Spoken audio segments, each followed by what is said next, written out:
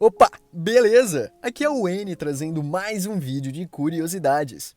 Mas antes de tudo, se você é o tipo de pessoa que curte esse conteúdo de curiosidades sobre assuntos diversos, mistérios ou segredos, saiba que você é o meu público-alvo e esses vídeos são feitos diretamente para você. Tendo vídeos novos toda segunda, quarta e sexta-feira.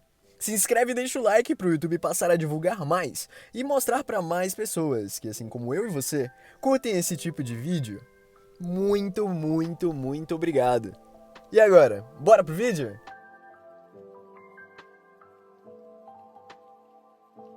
Como era a comunicação na Roma Antiga? Hoje em dia, conseguimos nos comunicar de maneira quase que instantânea utilizando nossos smartphones.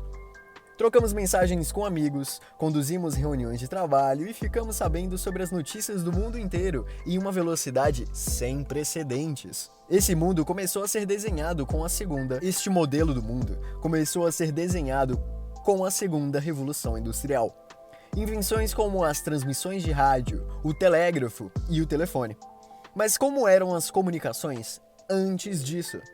Por exemplo, como as pessoas da antiguidade se comunicavam, especialmente dentro de um grande império como o romano. As primeiras maneiras que os humanos desenvolveram, há mais de 5.000 anos atrás para transmitir uma mensagem à distância, foram utilizando fumaça ou sons codificados usando um tambor, por exemplo. Outra maneira de passar uma informação foi enviar um mensageiro usando a comunicação oral entre as pessoas.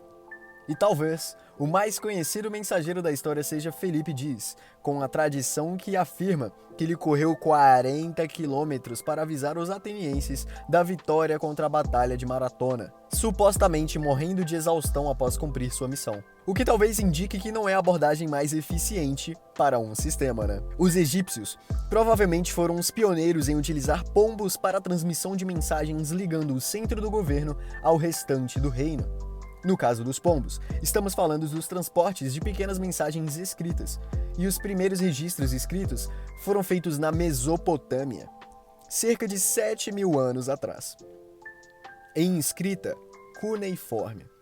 Elas eram feitas com tabuletas de argila e supostamente utilizadas para informações administrativas. Surgiram as primeiras correspondências e os exemplos que temos preservados até hoje são as cartas de Armana, trocadas entre o Reino do Egito e outros governantes próximos a 3.500 anos atrás. Posteriormente, o uso da correspondência da escrita foi ampliado para outros temas. E é claro que um pombo não carregava tarbuletas de argila por aí, né? Algo que facilitou a comunicação e a produção de textos escritos foi a invenção do papiro, um precursor do papel, pelos egípcios, mais de 4.000 anos atrás. O papiro surgiu através do caule de uma planta. E o Egito Antigo foi provavelmente o primeiro centro de grande produção da escrita, tanto em tabuletas de argila quanto em papiros, assim como em telas de pedra. Os egípcios introduziram o uso de modelos padrão de documentos para escribas e a feitura de várias cópias de documentos importantes, além de pombos. Cartas importantes eram entregues por mensageiros a cavalo, carruagens e assim como as redes de mensageiros, os principais centros administrativos também contavam com o uso de cavalos e mensageiros. O envio da correspondência também ocorria via Rio Nilo e os seus afluentes, uma importantíssima rede de transporte. A comunicação, entretanto, vai além da produção de documentos escritos. É necessário tratarmos da criação de um sistema para a distribuição eficiente desta correspondência. É aí que entra o Império Aquemênida Pérsia, que foi criado algo como o primeiro sistema postal da história, o Chaparcanet, criado por Ciro o Grande. O sistema chamado de Angariam pelos romanos consistia numa rede de estações de parada com mensageiros a cavalo, mantidos ao longo da Estrada Real, que ia da atual Turquia ao Irã, e ligava os principais centros das cidades romanas. Os documentos eram transportados pelos mensageiros que se revezavam ou podiam trocar de cavalos em cada estação, permitindo que a mensagem seguisse rapidamente pelo caminho, sem necessidade de paradas longas. Os 2.699 quilômetros de estrada real eram percorridos em 9 dias pelos mensageiros. E foi com a expansão da República de Roma e o posterior estabelecimento do Império Romano que a produção de material escrito chegou ao auge na antiguidade do Mediterrâneo. assim como a necessidade de maior comunicação entre as áreas distantes que enfrentou seus maiores desafios. Isso também permite o primeiro estudo sobre a produção de cartas e redes de comunicação a partir da produção de uma única pessoa, com um acervo preservado de quase 900 cartas do filósofo e político Marco Túlio Cícero. Provavelmente, uma fração do que ele escreveu em sua vida. Quando falamos que foi ele quem escreveu, isso não é exatamente verdade, já que ele, como a maioria de seus pares, ditava suas cartas. Na sociedade romana, muitas pessoas escravizadas eram alfabetizadas e eram empregadas como escribas e copistas, redigindo a correspondência de seus proprietários. Os romanos se comunicavam principalmente por dois tipos de conteúdo escrito. Um deles era a carta escrita em papiro, organizada em colunas, e a carta era mais longa e por mais vezes poderia ser enrolada, para ser lida lateralmente. Sua função habitual era ser enviada para destinatários de outras cidades, quando uma viagem mais longa era sim necessária. O outro tipo de conteúdo era para a troca de mensagens curtas e práticas, como a técnica criada pelos gregos, usando uma tabuleta de madeira com uma área coberta de cera.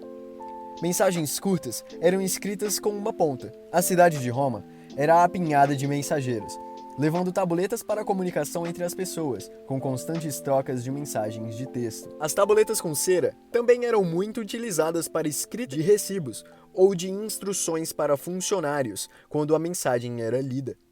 A cera podia ser alisada, apagando o que estava escrito ou raspado, permitindo a escrita de uma nova mensagem como resposta. As raspas da cera eram derretidas e reutilizadas em novas tabuletas. Por isso, poucos desses instrumentos sobreviveram, com os principais deles preservados, incluindo suas mensagens pelas cinzas de Pompeia. O sistema postal persa inspirou o imperador Augusto a criar cursos públicos, que durou séculos, e a administração imperial contratava representantes locais que forneciam mantimentos, animais e hospedagens ao longo da rota, que era, por sua vez, executada por mensageiros auxiliados por veterinários e por soldados para proteção, numa função chamada de estacionários. O sistema postal era utilizado para correspondência oficial e também para o transporte de impostos e funcionários públicos. Alguns anos antes, Júlio César criou a Ata da Urna, que revolucionou a comunicação dentro dos domínios romanos. Ela consistia da publicação das decisões do Senado, do imperador, por meio de uma única cópia colocada no fórum. Uma espécie de ancestral do diário oficial de hoje em dia. Escribas copiavam seu conteúdo e faziam circular desde declarações de guerra até resultados dos jogos. Os navios cumpriram um papel muito importante na comunicação e as frotas mercantes habitualmente contavam com um navio que chegava primeiro, esperando pelas pessoas, carregando suas correspondências, recibos e instruções para os mercadores e funcionários do porto. Ainda assim, a comunicação no Império Romano sofria de um grande problema de assimetria. Muita informação circulava em Roma e para Roma, mas havia pouca comunicação em diversas das províncias, assim como dificuldades para um residente de Roma se comunicar com amigos e familiares que residiam nas suas províncias. Os habitantes de cidades como Alexandria trocavam mensagens de texto em seu cotidiano, mas quanto tempo demorava para uma nova informação ser difundida?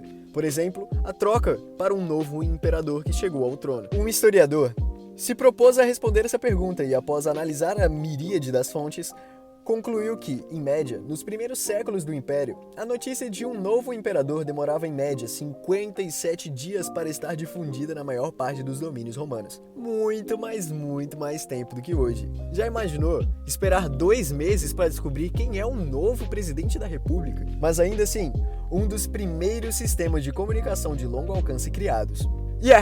Esse foi o vídeo. Muito obrigado se você viu até aqui. Se você curtiu o novo formato e desses vídeos mais detalhados acerca de assuntos curiosos, por favor, deixe seu feedback aqui embaixo. De novo, muito obrigado por ter assistido até aqui. Deixe o like e se inscreve no canal. Eu vou ficando por aqui. Tchau!